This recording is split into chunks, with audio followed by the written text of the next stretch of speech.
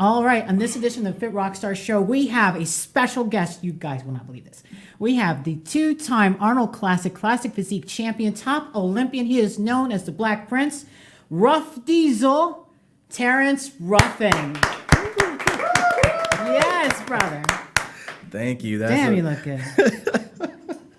Yeah, I mean, a week or two after the Arnold, I'm still in pretty good shape. You are in pretty good, damn good shape. Are you kidding me? What is your shirt? What's FGXF? I can't even read it. Flight Stay nor calm. fail.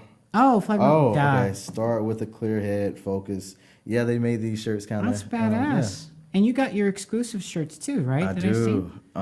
Yes, it's amazing. As soon as I hopped on board, they were like, "Let's get you a shirt for the Arnold." Look at you. State of mind, the hat is.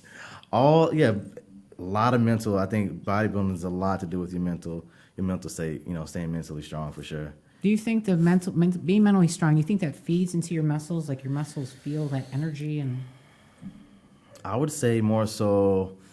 I've been reading a lot of books, and they talk about some of the best people on the planet aren't where they are because of the talent they have. Obviously, talent plays a part, but it's because of their work ethic, their grit, their perseverance. So. I know we've all known pros that have all the potential in the world to be great, but mentally you just can't stay on their diet. They can't hit their workouts when things get hard, And there's a saying like, how great are you really if you can't deal with adversity? Mm-hmm. So I definitely think I've seen some guys that should beat me, but whether it's because they're slacking on the diet, they're training, whatever it may be, they can't quite get to where they need to be. Mm-hmm. That's interesting you say that, because in an interview you did with, I'm not going to say their name, but you talked about how you're so focused in the gym, but nothing really distracts you. Like you're so, like if some hot girl walks by, like you're not really, like some guys, they're distracted, So the cool thing is it's just me and my coach. We train in a private spot, so no distraction. Not even a chance of a distraction. Wow, that's smart. Man. Yeah. So let's talk. So, you are, in my opinion, I guess, the 21 years old. You won your pro card, right? Mm-hmm. That made you the youngest. The youngest in a while. At the time, I was the youngest in like 27 years. Yeah. So some guy, I don't know who it was, was a little bit younger. Yeah. Okay, that's pretty impressive though. But you won at nationals. Yeah, 2014. And you're 6'5"? I'm definitely not 6'5". on a good day, maybe, but 5'5", right? 5'5", yeah. Okay. Yeah. And your weight is, if I may ask? It's varied. So at the Arnold last year where I won, I was 179.8. I was 2.2 pounds under my cutoff. This show I was 170. What's the cutoff for classic physique? For my height, it's 180. 180, wow. Yeah, so I was about 9 pounds, almost 10 pounds lighter than last year. Mm-hmm. Yeah. I think you are such an incredible athlete. I mean, of course, you're one of the greatest posers of all time. I mean, you have somebody like Lila Brada, like, right there in your corner. That's gotta say something, right? Yeah, he's amazing. He is amazing, yes. How did you, now you also were in the military, Air Force. Air Force military, yeah. Okay. And 7 years, 6 years? 6 years. Thank you for your service. Thank you. You did some homework. I did some homework. But I have to ask you, what is a tactical air control party specialist? That's what you did? That's what I originally went in for. That's a long term. It really is. So they typically call it TACP.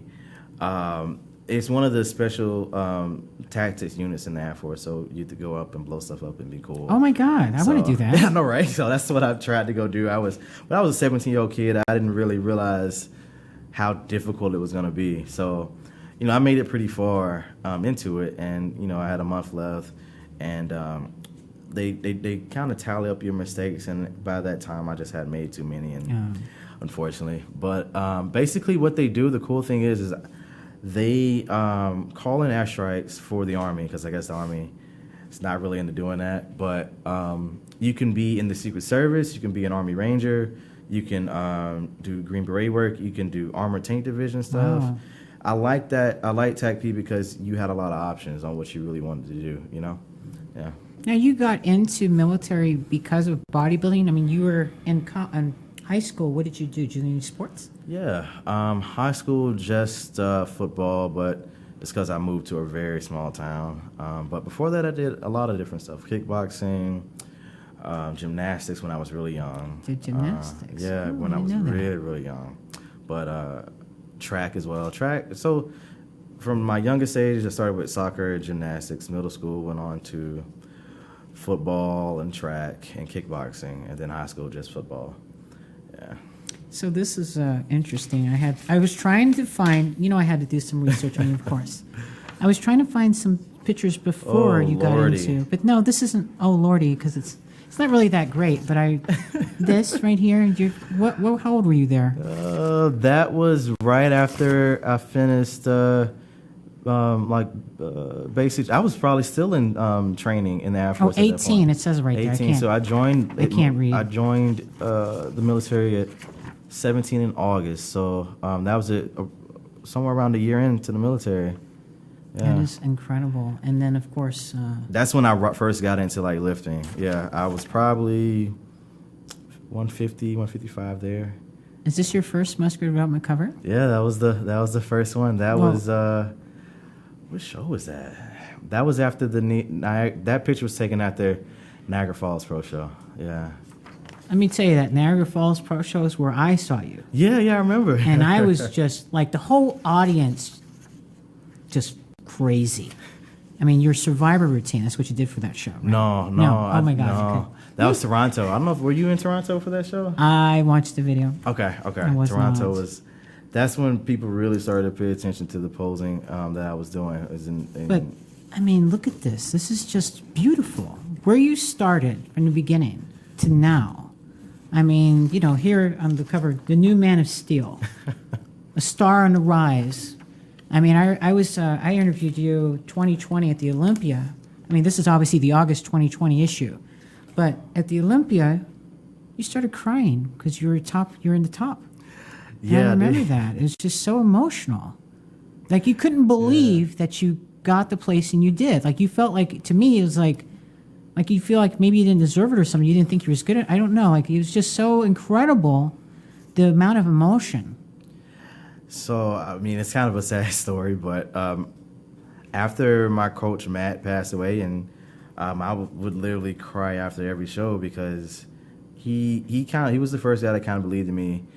2014, and I was 21. I turned pro at 154 pounds, and there was no classic, so no one really cared too much. That was the lightweight division. Lightweight, yeah. There was another dude, Dominic. He's a friend of mine. He was also 21, just a couple months older, and he got a lot of the attention because he was the heavyweight. 21 heavyweight. That's a little bit more impressive for to most people, but he was the first guy to believe in me, and I just kind of felt like he never got to see what he thought would happen come to happen. So, it was. Well, spiritually, and again, I am an energy person. I believe that he was there with you. So he actually, from above, as an iron angel, as I like to say, he was there with you, watching you. And I know you train with John Meadows as well. So a lot of it, yeah.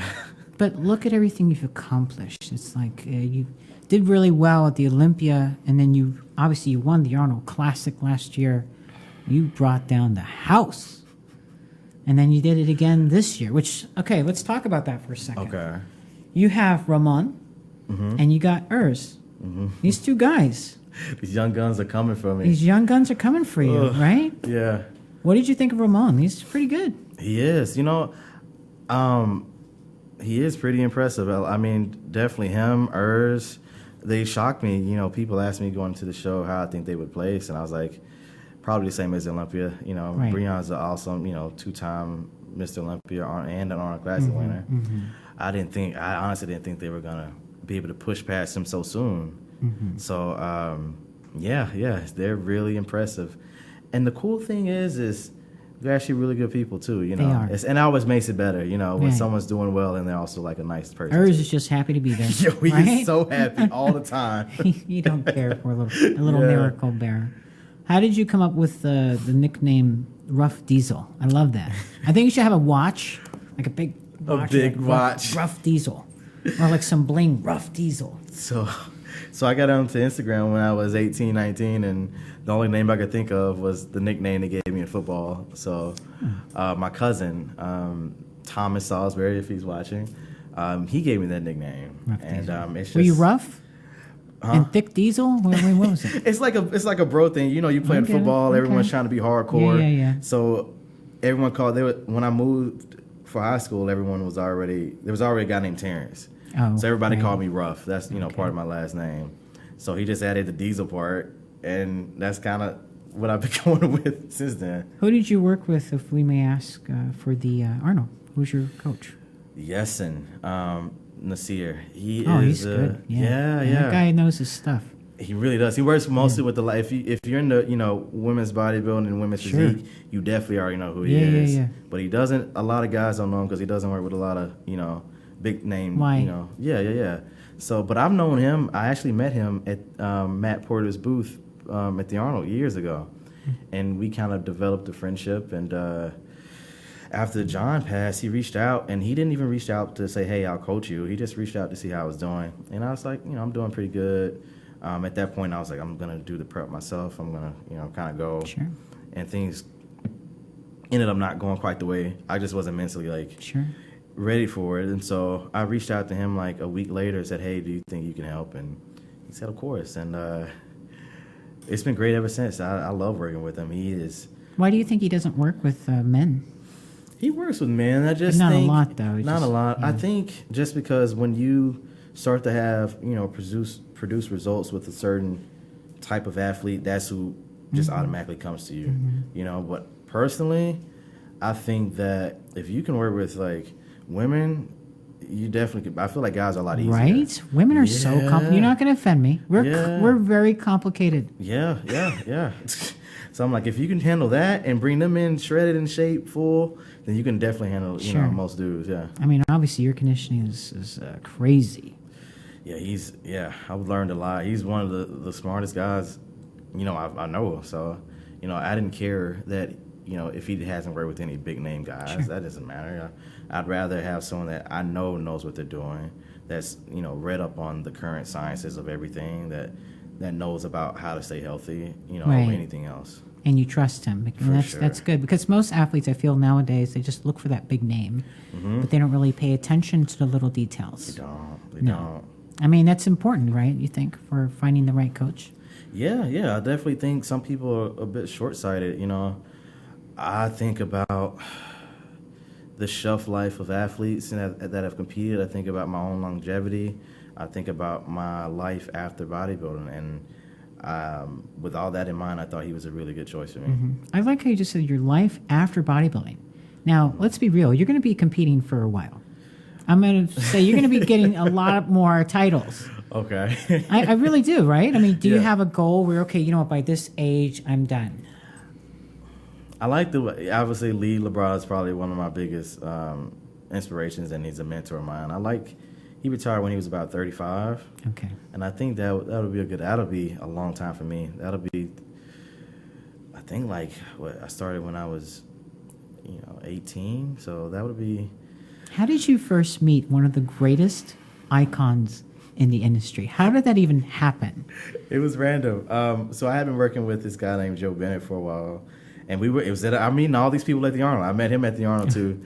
So it's funny. I was just working out at the Powerhouse. They call it Pros Gym now.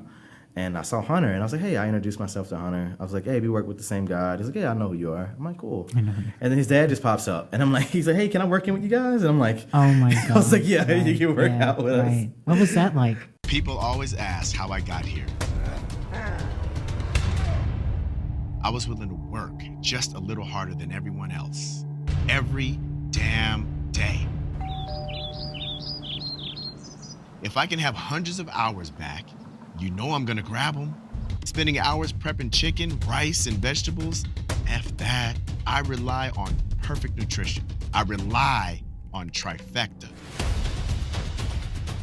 It was amazing. It was interesting to see how he trained, because he even, a lot of times we think in the science-based, lifting community that a lot of guys in those days didn't know what they were doing, but he trained pretty similar to how I train now. Who says that they don't know what they're doing? Look at half of these guys. I know, right? The physiques are incredible. And I was shocked, He did take it easy. He didn't do it like at a certain point. He was like, I'm done. You know. So how did he train? Did he like come in and whip you guys' asses and then left? No, he's definitely a lot more control the weights. You know, don't sling anything around. No cheat reps. Just really, you know, pay attention to what you're doing on that part, which I like. You know, I think that can definitely save a lot of people from injuries. You know, the cheat reps or yeah. That's those last couple reps when you're lifting that heavy weight is when most people get hurt.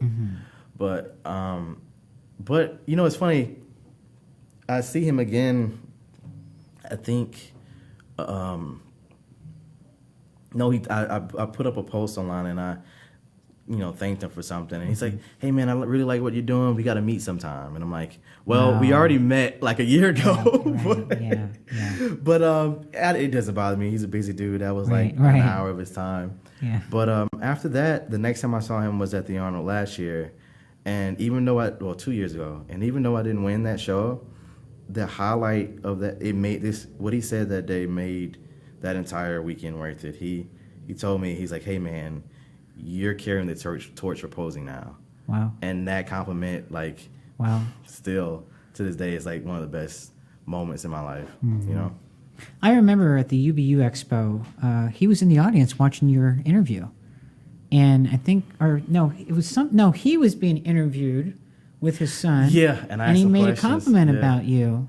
He said something along the lines that you're one of the best posers around, like you're one of the greatest. And it's like, every time he says something, I'm just like, fanboy. You get all blushy and stuff. He's the only person I fanboy over still. I've met a lot of pros. I've had a lot of, you know, idols, but he's the only one that still kind of holds that spot because he lives up to it. You know, he's a great family man, businessman. He did, you know, every aspect of life. I think he excels in. Well, speaking of businessman, let's not sell yourself short here. You got a lot of different businesses too. So I would have loved to have done a cooking segment of Cooking with Diesel. Actually, like, oh yeah, Cooking with Diesel. That's badass, man. We need to bring that back. Yeah. You could do like the Emerald, bam, you know, like stuff like, you know. I love it. With the guns, cooking with. How long did you still do that, or that's just off and on kind of deal? I want to do it more. I was talking to, I wasn't great with YouTube, so I now that that's why you hire somebody. That's what I did. Right. Daniel Cassis. Okay. We want to bring something like that back. Yeah. Oh, listen, you of all Cooking with Diesel. It's fun. That's great. I mean, you can make. You know what I would love to see you and Chef Rush. I know. I saw him the other day. Yeah. Little Diesel, Big Diesel. You know, come on, man, that'd be great. You two together. You can teach me some stuff for sure. Yeah. Shoot, I would love to see that. But also, you do photography. One of my favorite shots and modeling, of course. But one of my favorite shots I meant to bring it out was you sitting on a bench and you're down and you're smiling, and then there's one where you're just like this and you're smiling, and it just shows like it's so genuine. Like it shows your personality. I love like the more candid stuff when I'm shooting. Like I don't typically like a lot of stage like you know stuff. So a lot of stuff that people see like at the Arnold, I was surprised like this post did so well. I just took pictures of the athletes backstage chilling. You know, you got Urs and Michael DeBull. They're like showing the butt cheeks to Regan, and Regan's pissed off about it. So stuff like that, like stuff people don't get to see. People actually in the moment enjoying something. I like. That's what I like. Shots, yeah. Just don't be getting shots of people while they're eating food. You know those ones. What's up, Brett Wilkins? Sorry, Coach. I really wasn't. You know. Those are always fun. What other? So you do the photography. You got these cooking things. You're all over the map. What else do you have going on? I mean, and how do you have the time being a champion? You know, training and dieting and. I think one of the best things that I don't know if it's the military that taught me this or whatnot, but just the ability to kind of adapt to any situation. So, you know, even going into the Arnold, going into the Olympia last year, I was traveling for 7 weekends straight, and then I had the 2 weekends before the Olympia was my only. Wow.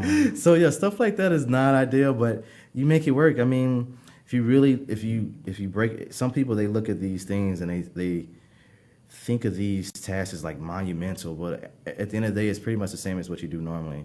You know, let's say for instance, you got a day job, you pack all your meals anyway, you cook all your food, you pack it anyway. The only difference is, I still pack my food. I just have to get on the plane. The same. I'm not doing anything different. It's just the setting's a little different, Yeah, but what about when you travel with the plane, inflammation, things like that? People worry about that stuff. I mean, it hasn't been a big problem for me, luckily. Yeah. I like hearing that because you know what? Yeah. Some people say, well, geez, you shouldn't be traveling this far. I guess whatever works for you, right? I do a lot of. I think I travel more than any other But pro. I'm just in trying. this, yeah. So you traveled 7 weeks in a row, 7 weekends. and then in a the row, last yeah. 2 weeks you did not travel. Yeah, for the Olympics, yeah. That was, Wow. honestly, I had overbooked myself, and I definitely don't plan on doing that again. But even now, so I got back from I don't know where I went. What's the day? You don't even know what day it is? That's how much traveling you're doing. But I'm here. I know I'm here right now, and then I know next weekend I'm in Montana, and I know the next weekend I'm in New Jersey. Today's the 10th, so. And I could have, yeah. So I went from the Arnold. I was home for a couple of days. I was home for a day, actually. I was just home Tuesday, and I came here.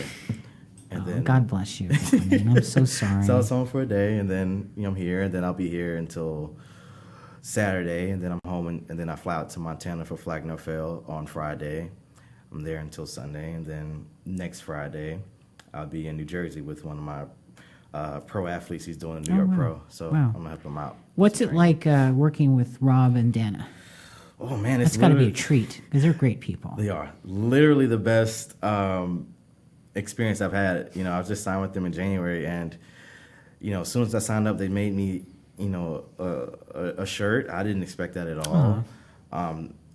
Rob, when he releases new things or when he has stuff to tell the athletes, he does a video. He doesn't just have his athlete manager shoot us a text. He sends us an actual video saying, "Hey, this is what this is. This is why I like it." They actually got their whole team in Montana on a FaceTime call the night before the Arnold for me, and they all wish me luck. Oh, that was very nice. I've never had anything like that before. So they go above and beyond for the athletes. Yeah, he knows how to treat people. Yeah. Now they have Yeah. a farm and stuff, like a big farm and everything, right? I think so. I'll be up there Friday, so that's this will be right. my Yeah, first yeah. time checking it out. I know they got everything planned. I haven't had a chance to really look, but I know we're doing some type of snowmobile Oh, stuff. well, So that's going to be fun.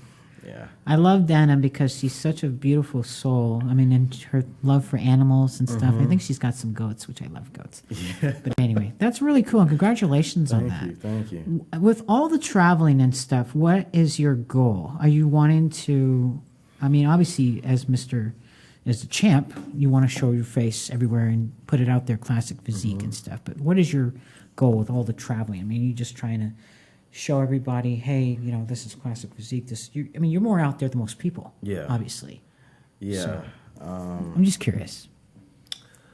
I think when I first did it, I realized that I wasn't very good at social media, and I was a lot better with in-person type stuff. So that's why I did it originally. And Jay Cutler, I got to speak with him even before all the recent success. He took a moment out of his time to talk to me, and he's like, when I first turned pro, I reached out.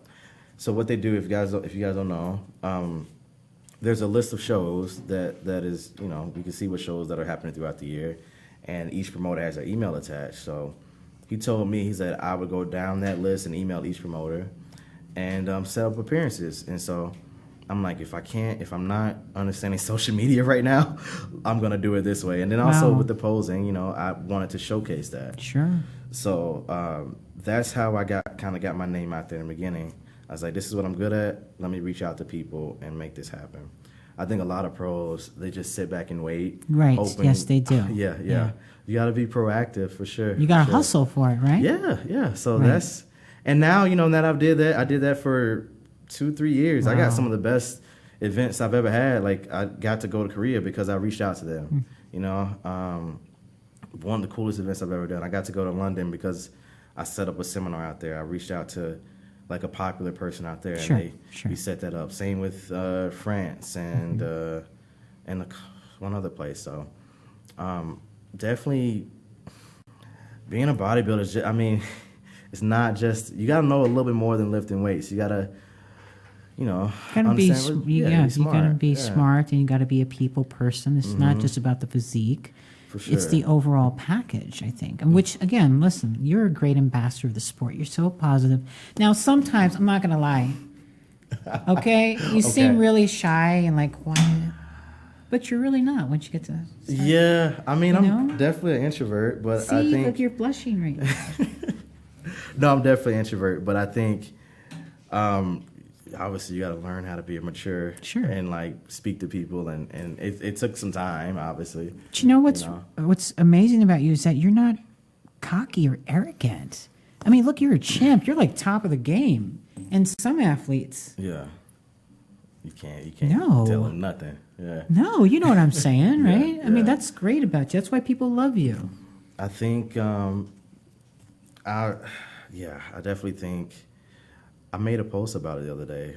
Ego is like the enemy. Like if once you start getting cocky, you think you're the hot shit. Like They do think that they're stops the you from making progress. If you think you're already perfect, then you think in your mind you're like, I'm already the best. I don't have anything to get. There's no way for me to improve. So having that mindset is how you lose that championship. How you stop getting better. How people surpass you.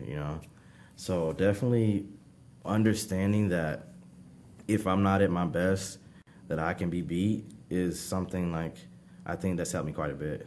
Mm-hmm. Yeah. What was it like when Arnold came over to you with your prize last year and this year? It was great. This year way better. Like last year with COVID and stuff. Yeah. Yeah, he didn't ask me the question like he did this year. I didn't get a jacket last year. That jacket is dope. Oh my God. Yeah. Wow. Did you go to sleep with it on? I wore it a lot. Yo, it may be like 80 degrees in Florida, but Yeah, I might wear it again. Yeah. So it was amazing, and I think the best part of the weekend for me, I had two best parts, but one of the best parts was they did like the Arnold showcase on Sunday. Mm-hmm. I had no idea they were going to do it. The event manager called me an hour before and said, "Hey, are you going to be here?" And I'm like, "All right." Yeah. So I rushed over there. I didn't know what was going on because they haven't had it in 2 years. Sure. So I get there, and then they're like, "Oh, you're going to be on a panel with Arnold, Lee Haney, Ronnie Coleman, Right.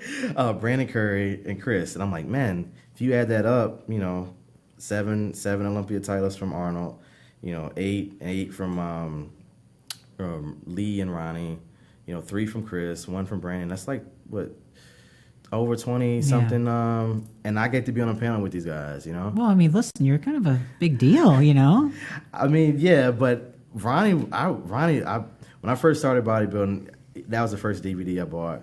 Cause of Redemption? The one, I don't know the name, but I started a little late, but the one where he was sitting out, he was in his house, he got the gym in his house. I think it's his comeback, it might have been.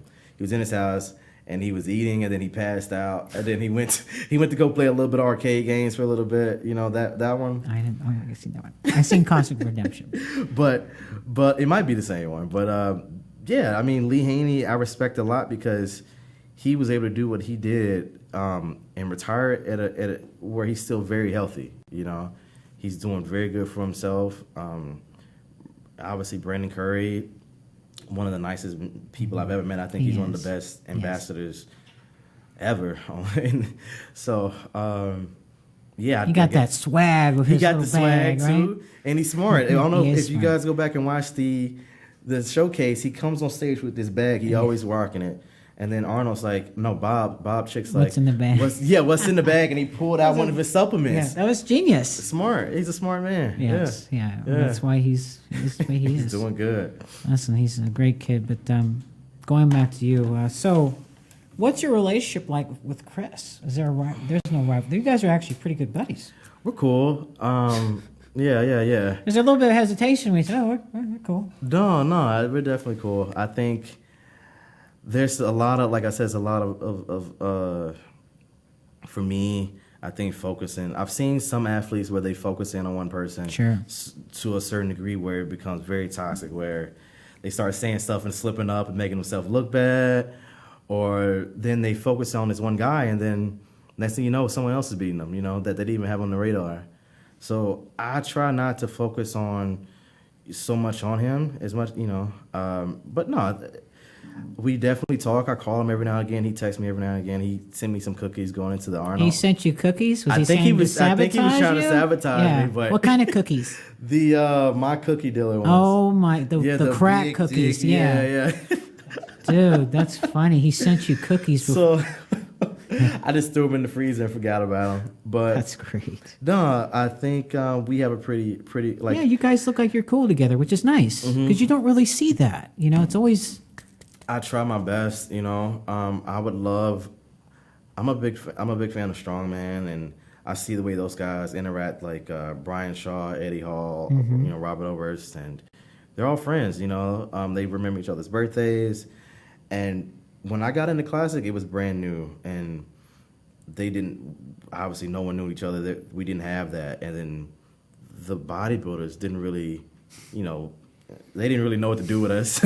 So my goal is to try to build this, brotherhood with Classic if I can. Oh, listen, you guys in Classic, my favorite division, because it's so aesthetically pleasing, and I'm not trying to down my open men bodybuilder guys because I love them all. For sure. I love them all.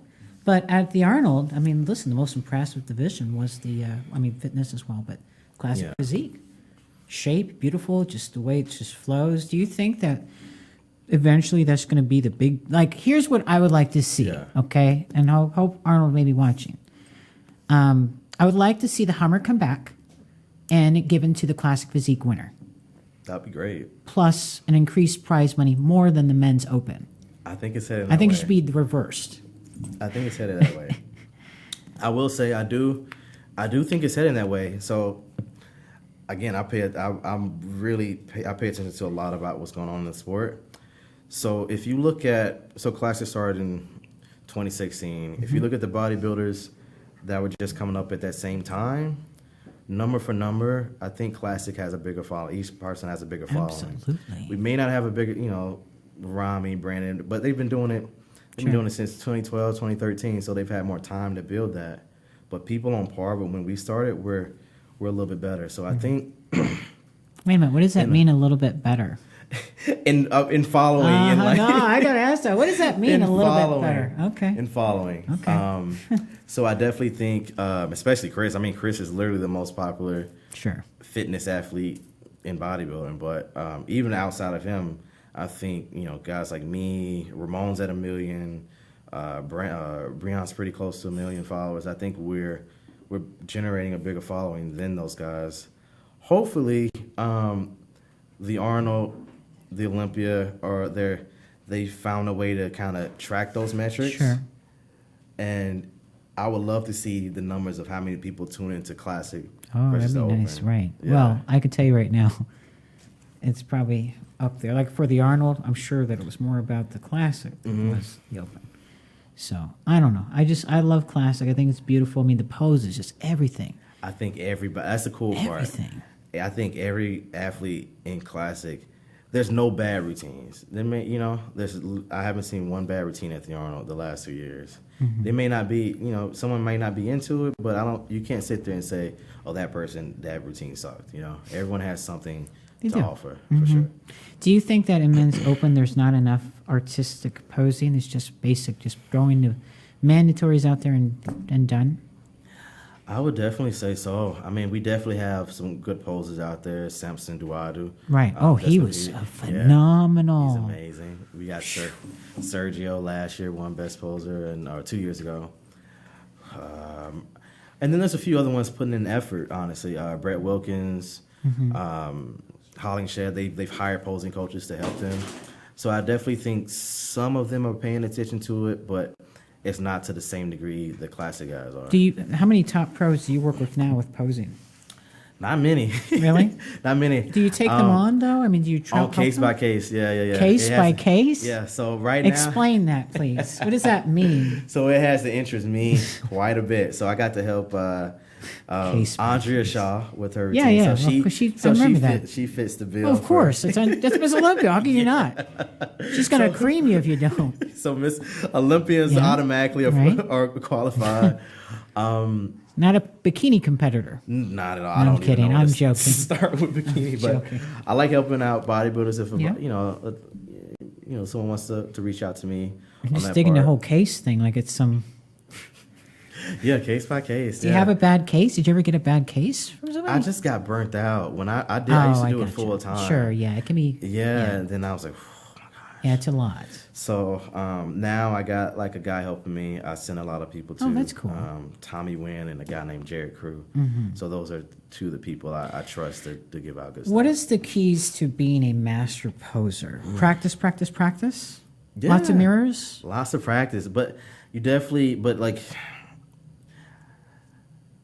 it's definitely a lot of practice for sure. Holding the poses.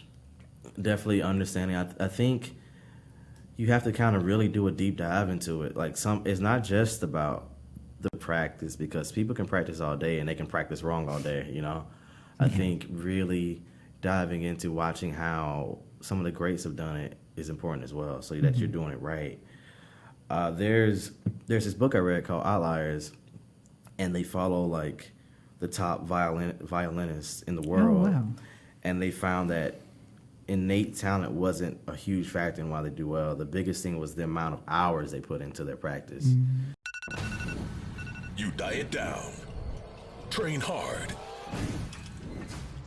and supplement smart for months. When the time comes to step on stage, don't leave your tan to chance.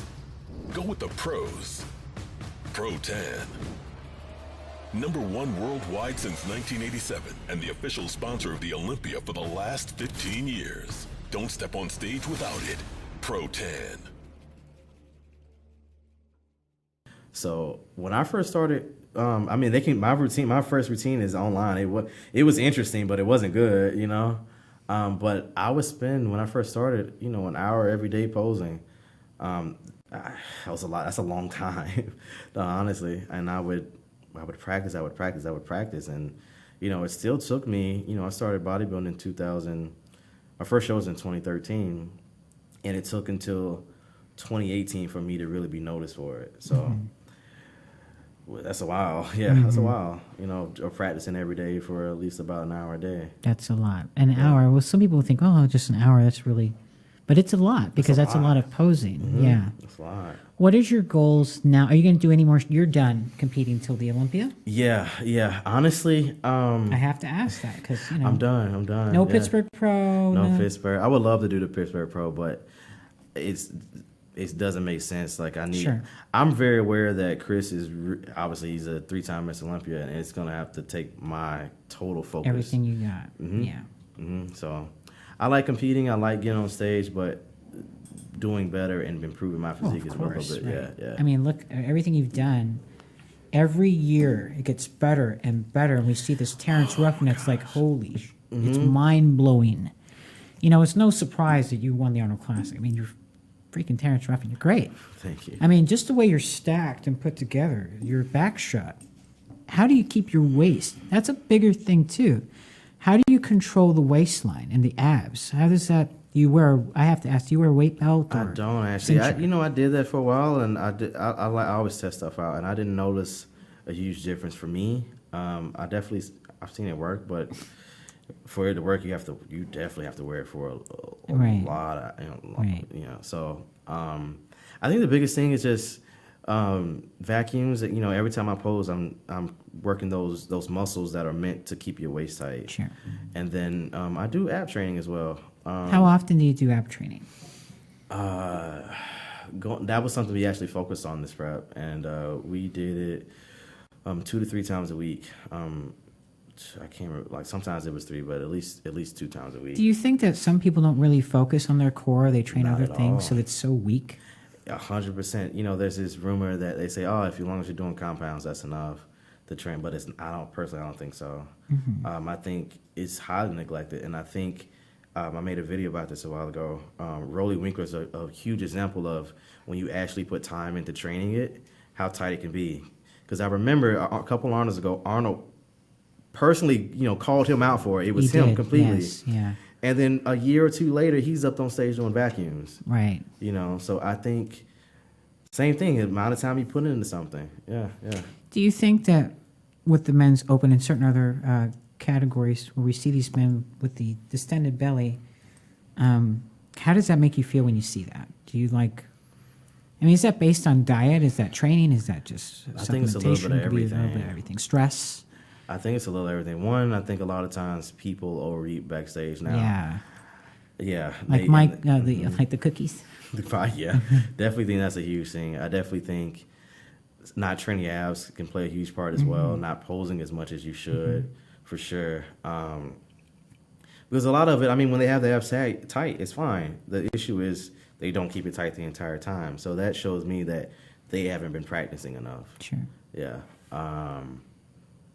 I think those are some of the factors that they can control, for sure. The more we talk, the more your vascularity and your hardness is coming out. All right, don't be flexing on me now. Come on, you make me feel bad.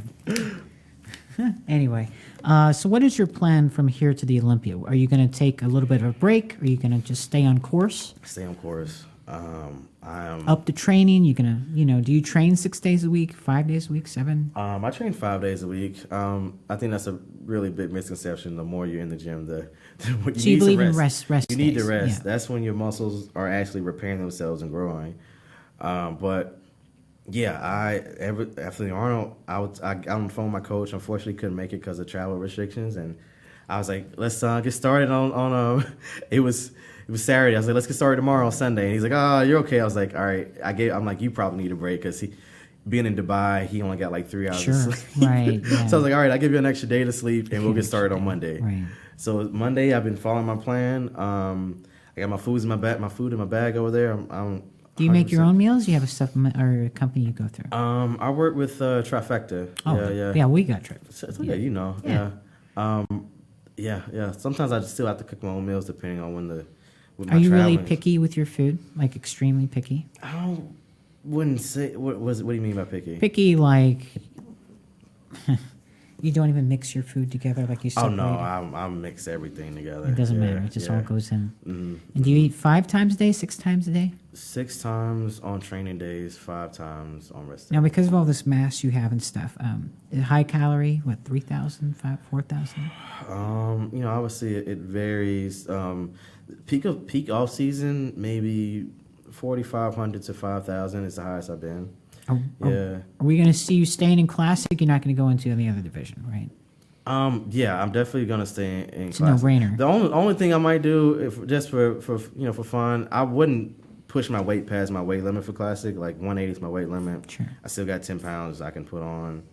If I'm 180 and I'm like, hey, I just did a show and the 212 show is open, I might just hop in the 212 show. Listen, you and Sean Clarita are 2 of my favorite people because you guys are like the mini tanks. Yep. And I don't mean mini but you know what I'm saying. I definitely know. I love when he did that open show and won. Sean whooped ass. He hurt a lot of feelings. He did. And he's still hurting feelings. And you know what's funny? I think people put these limitations on themselves. Every Yes. Q&A I do, they're like, I don't know if I can bodybuild. I'm 5'5", I'm 5'6". I'm like, you just saw Sean Clarita beat dudes a foot taller, 100 pounds heavier. Why are you still doubting yourself? Right. That's why he is where he is, because he does not doubt himself. No.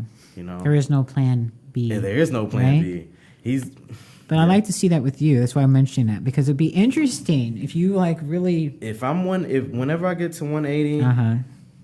I might hop in one, just like you did. Yeah. I think you should, man. That'll be Don't fun. tell anybody, or maybe hype it up. Just come in there and just shock everybody and kick ass. It'll be fun. Shoot. I missed Logan Franklin at the show this year because he's a good poser. He really is. Yeah. He's yeah. massive.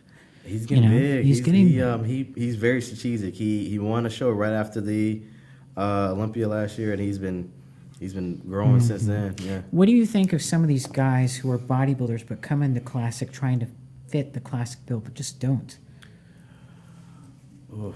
Does that annoy you a little bit when you see that? No. I don't let stuff like that. Well, you know what I mean. Yeah, I'm just yeah. when you're a perfectionist about the physique and what it should be, then you have someone who is a bodybuilder just coming in. I guess it's just more feeling your Yeah. ground.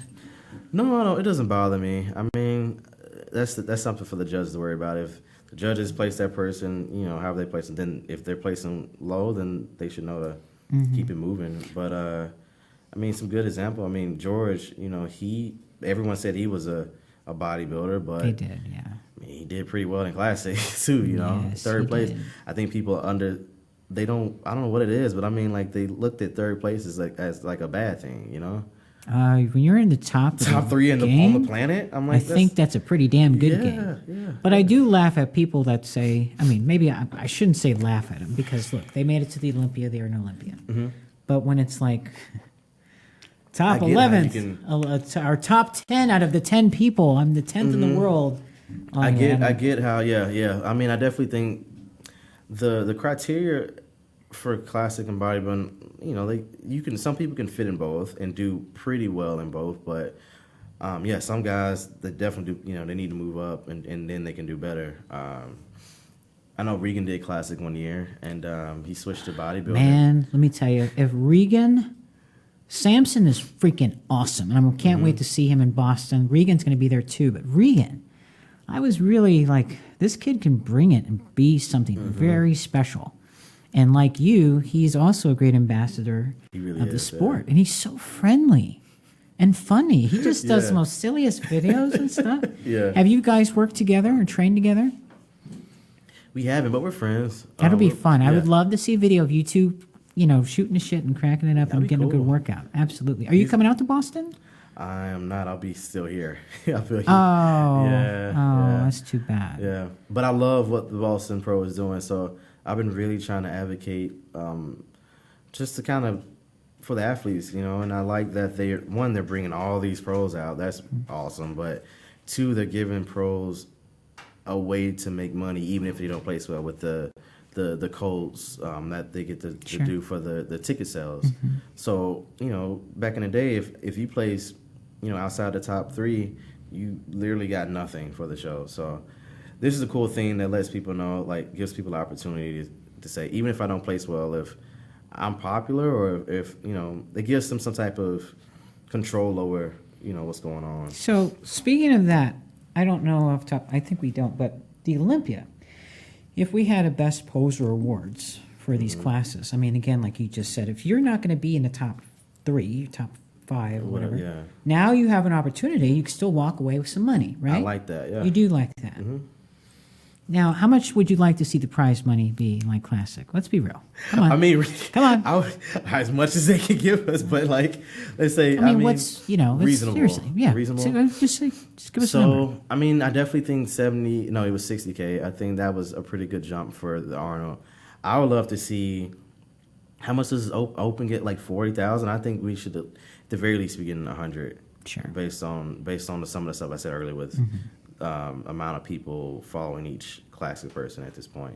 If it's higher than that, based on the numbers, that's great. But I definitely think that's something we should pay attention to over the next few years to really figure out who should be making more money and who should, how to divvy it up. You know what? How do you find that line? With who makes it's difficult. So online it would be fairly easy. Just do a poll, like when they buy the ticket.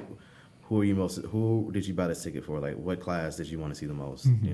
It's really easy to track that metric. In person, you can do something similar, I guess. Maybe if you can kind of break it down, maybe it would be a lot harder in person to kind of figure it out. Sure. But there's definitely some ways to kind of narrow it down a bit because some of us go on stage on Friday, some of us go on stage on Saturday. Oh yeah. So in that sense, you can kind of see, well, these. More people came to see these people than these people, but then you still have obviously the minor classes. But there's definitely probably a way to do it, As an athlete, competitor, obviously, do you like it when it's one day you go in for the prejudging and the next day? No, you want it all at once. I don't think any athlete likes that, really. Yeah. To be honest with you, Well, I think it makes sense, especially for a promoter to have it 2 days, because that if you want to see classic, then you have to pay for Friday and have to pay for Saturday. Of course, from a money aspect. Yeah, from a money, but I think it's way healthier for the athlete to just do one day. So let's talk about health real quick. What can we do to keep our athletes healthy? Oh man, It's You're the prob- walking billboard of health. Look, I'm looking at you, and I just see and you keep on talking about longevity and the long term. And see, I feel that most people don't think about the long term. They only think short term. What am I going to look like on show day? Right? So Right. what can we do, you think? I think there's a couple things. I have a couple different things we can do, but I would say I spoke to a really intelligent person that's in business. He owns a few businesses, and I liked his idea. It would obviously take a little bit of help from promoters, but I think a very small percentage of money should be given to like a website on educating bodybuilders on, a plethora of things like this is how often you should get blood work.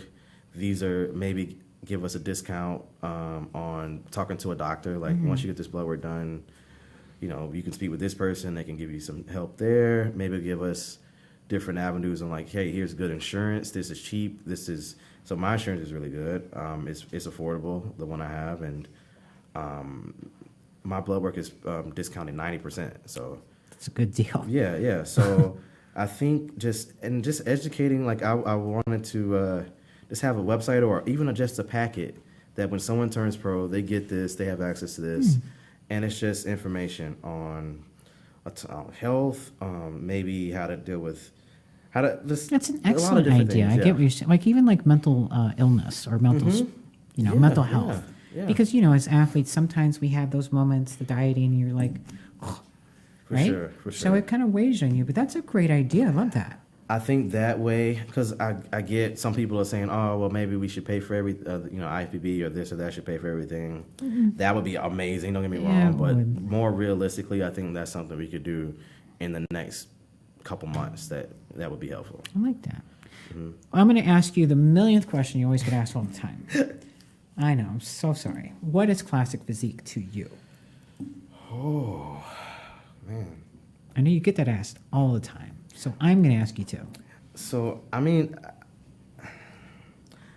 I'm a little different because I started out in bodybuilding, and I get that class is a little different than bodybuilding, but I think as a whole, I believe bodybuilding is self-improvement of not only just the body, but your mind and spirit as well, just growing as an individual.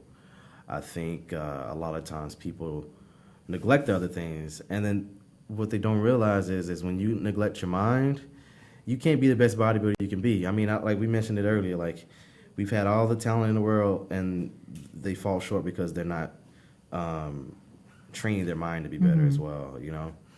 I definitely think the whole person concept is important. We are leaders, we are thinkers, we are artists, and I think bodybuilding was 100% found on art. I've done my research with Eugene Sandow when he was making his first competition in like 1901 or 1902.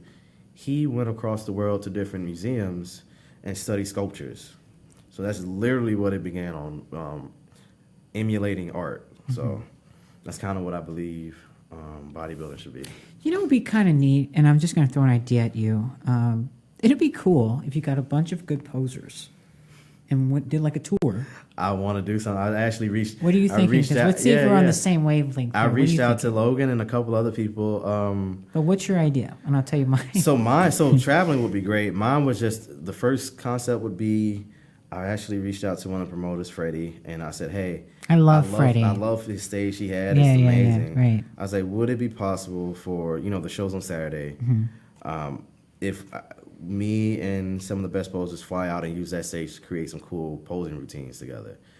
Keep it up for an extra day. If we have to like contribute for that extra day in the venue, we can do that. But just go in and make some stuff."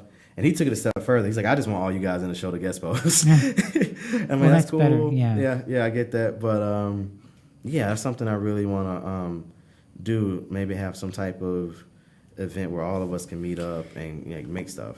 That would be awesome, and people will go crazy with it. So, also because you're an artist, photographer, do you do any art, drawing, things like that as well? That's what I first started with. When I was at kindergarten, I used to sell drawings for like a quarter. I would ask What? kids, You were hustling when you were in kindergarten. Look at that. I would ask kids, I'm like, "What do you want your superhero to look like?" And they would like do that, and I would draw them out, and they give me a quarter. And then That's cool. when I got in middle school, I sold a couple paintings. Oh, wow. I redid the Starry Night and sold that for a couple $100. So yeah, I was gonna go to art school, but I was a little burnt out with school. Sure. So here's my idea. So you get a bunch of people, could be females and guys as well, and you do like an art show. okay, Like the pedestal, and they hit different poses. that'd be great. And it's like for charity or whatever it may be. I mean, you know, you get these great guys, great, excellent condition. That'd be something different and unique, you know? sure. Some champagne, strawberries, make it a party, you know? So one idea I have, I got this really cool opportunity. A buddy of mine, he took that picture right there. Actually, This one. He got invited to an art show. I love this pose. He's light shadow photography out in Canada. Took that shot, but he introduced me to I flew up to Montreal because they did an exhibit with those photos, and I was really nervous because I'm like, these art people are gonna look at this and be freaked out, Sure. but they weren't. They loved it, and I was honestly shocked. And so they also have a performance art section. So my thing is, obviously COVID the last 2 years they haven't had any events. So my goal is to go do a posing routine in front of just artists. That would be great. Yeah. So if someone beats me to it, that's okay. You know. Oh yeah, I already gave the secret. Oh, I'm sorry. I don't I mind don't it. think so. I mind don't it. think they're gonna beat you. There's somebody can top you. But that's my thing, is trying to get bodybuilding out to more people than just people Oh, in the gym. outside of the industry. That's what we Outside. want. That's what I was saying. That, you know, and that's great that you like that. I want to keep you in here forever. Actually, I want to put you in my pocket. I want to ask you a couple questions, and then I'm going to have to roll it up. First off, a lot of people want to know, a lot of girls, are you single? I am very much single. He is very single, okay? Oh, man. You're going to be getting a lot of DMs, baby. Hey, baby. Probably some boob shots. And anyway. Oh, Lord. All right. So, maybe some coochie oh, okay. Hairy coochie shots.